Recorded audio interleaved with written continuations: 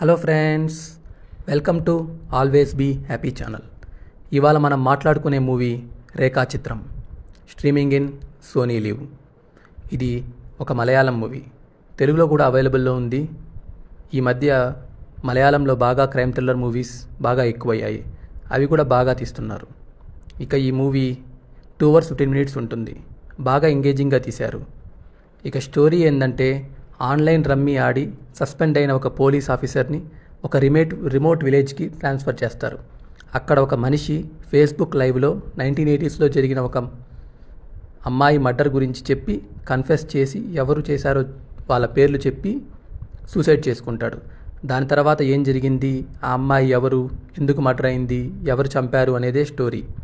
బాగానే సస్పెన్స్గా ఉంటుంది, గ్రిప్పింగ్గానే తీశారు.